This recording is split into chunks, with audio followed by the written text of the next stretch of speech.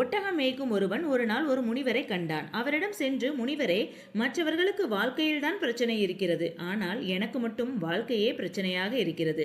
நான் என்ன செய்யலாம் என்று கேட்டான். அதற்கு அந்த முனிவர் அவனை பற்றிய தகவல்களை தெரிந்து கொண்டு, இன்று இரவு கூடாரத்திற்கு படுக்கச் செல்லும் முன் அங்கு கட்டப்பட்டுள்ள ஒட்டகங்கள் அத்தனையும் என்ன செய்து கொண்டிருக்கிறது என்று உற்று நோக்கு.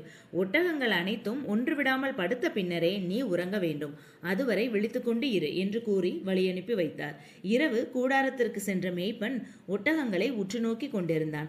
அங்கிருந்த சில ஒட்டகங்கள் தானாகவே படுத்துவிட்டன. சில ஒட்டகங்களை அவன் கட்டாயப்படுத்தி படுக்க வைத்தான். ஆனால் அவனால் எல்லா ஒட்டகங்களையும் அப்படி ஒரு சேர படுக்க செய்ய முடியவில்லை. ஒரு ஒட்டகத்தை படுக்க வைப்பதற்குள் இன்னொரு ஒட்டகம் எழுந்து நின்று கொண்டிருந்தது.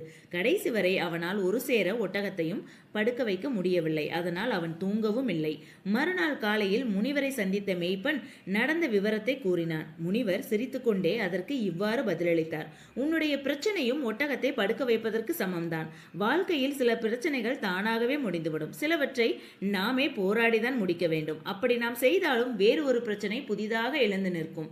இவற்றையெல்லாம் சிந்தித்துக் கொண்டு இருந்தால் கடைசி வரை தூக்கம் என்பது இல்லாமல் போய்விடும்.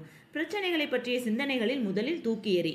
வருவது வரட்டும் என்று தைரியமாக உன் வேலையை மட்டும் தொடர்ந்து பார்த்து கொண்டிரு என்று அறிவுரை கூறி அனுப்பி வைத்தார். இந்த கதை உங்களுக்கு பிடிச்சிருந்துச்சுன்னா please subscribe, like and share. Thank you.